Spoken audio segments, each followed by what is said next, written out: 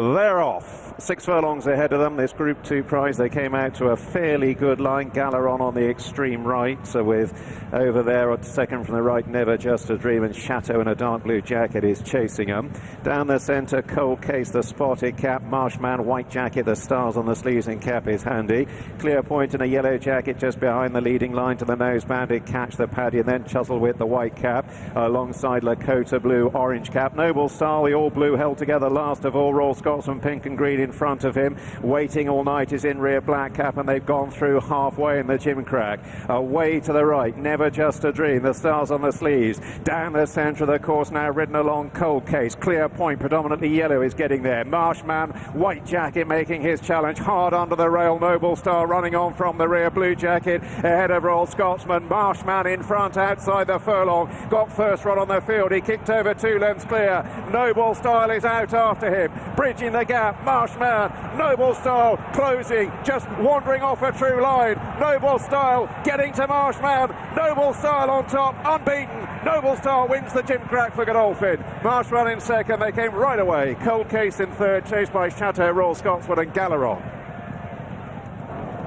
Noble Style wins the gimcrack in some style in the end for Godolphin, Charlie Appleby. William Buick, despite hanging, drifting into the middle of the course, he ground down Marshman, who looked at the furlong pole as though he might go away and win this quite impressively, but William Buick didn't quite let him out of his sights and overhauled him in the end quite readily. The pair of them are clear of Cold Case, who's run an excellent race, as Carl Burke predicted, in third, and Chateau has finished fourth.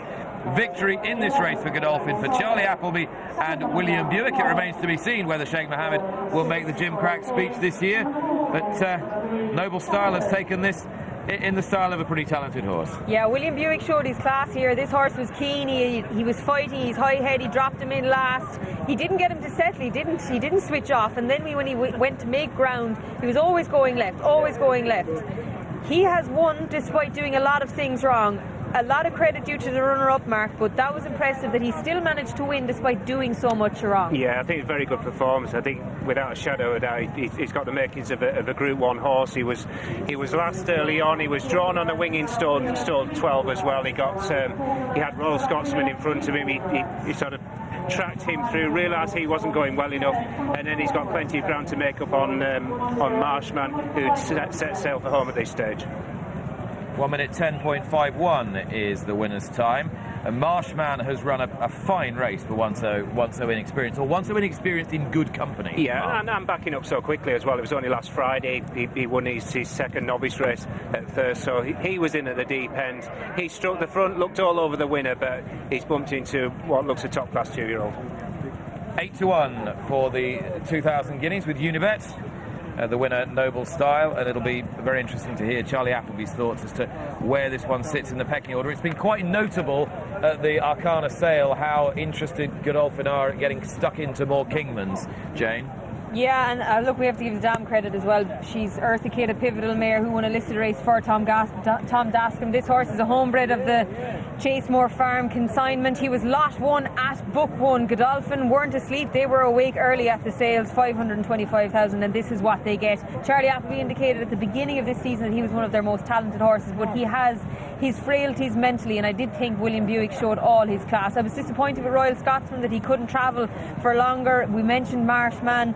The eventual fourth, Chateau, stuck on very game for fourth. Cold Case ran well for third. But look at a competitive race, pre-race. I thought you would have to do everything right, and he is still. Look, he gets a smack with his right, he switches to his left, and he's winning going away. He is. Marshman, I'm not sure he quite knew what to do when he got to the front. He's run really, really well. He's run very well. Look how far clear he is of his stablemate, Cold Case, who's run a solid race back in third position. The action's happened up this near side rail, but I think that's more to do with the two best horses have come to the fore. Charlie Appleby won this 6 years ago with Blue Point. He turned into a top-class sprinter. Whether this is a sprinter, whether he's a miler, either way, I think he'll be top-class as well. Yeah, I think he wants a little bit further than this.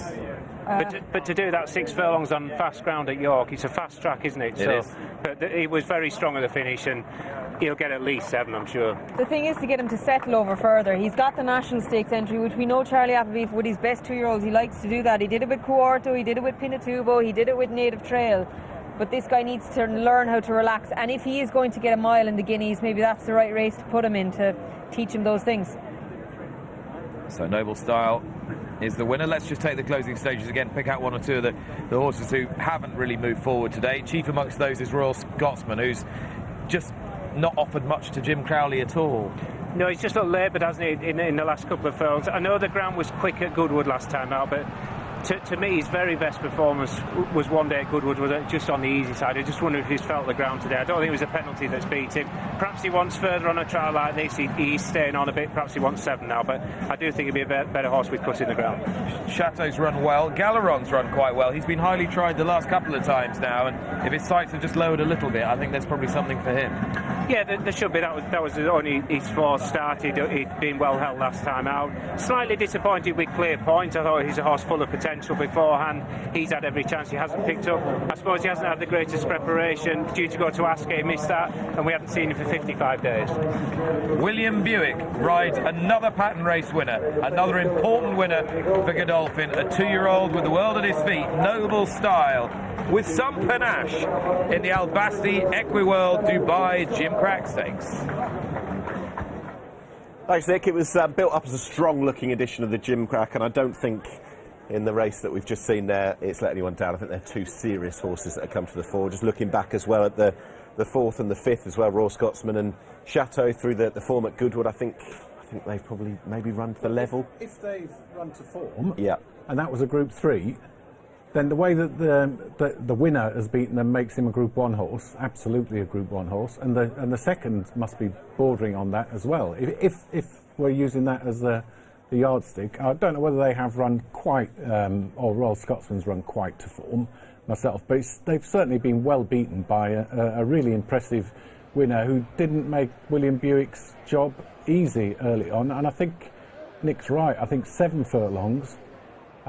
First of all, we both thought Middle Park, but now I'm thinking if he's getting quotes for the Guineas, and why not, then he might want to go 7 furlong next time out, and he's won his Group 2, so why not go for a Group 1? Oh, absolutely. The Group 1 is whether he's got all of the entries. There is the National Stakes, there is the Middle Park, there is the Dewhurst, of course, a horse with his reputation, his ability that he's seen so far, his pedigree, and who he represents. It will be a Group 1 next. I would think so. I mean, I don't see the point in winning another Group 2, but the second, I think, might be a sprinter. That might be a real Commonwealth Stakes horse at Ascot next year, because I think 6 furlongs is absolutely made for. The way it surged clear, I think that makes the performance of the winner even better, because Marshman put the race to bed as far as I was concerned, and then Noble Style came through and beat him.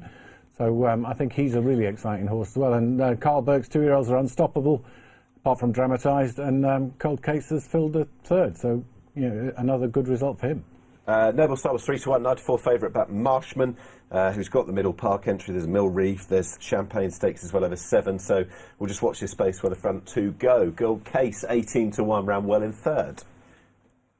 Right up to scratch, running into Jim Crack, and that time was slightly above standard, 0.31 above the 10:10:20 or the 1:10:20 standard time. That was a really impressive performance. 3 from 3 now, Noble Style.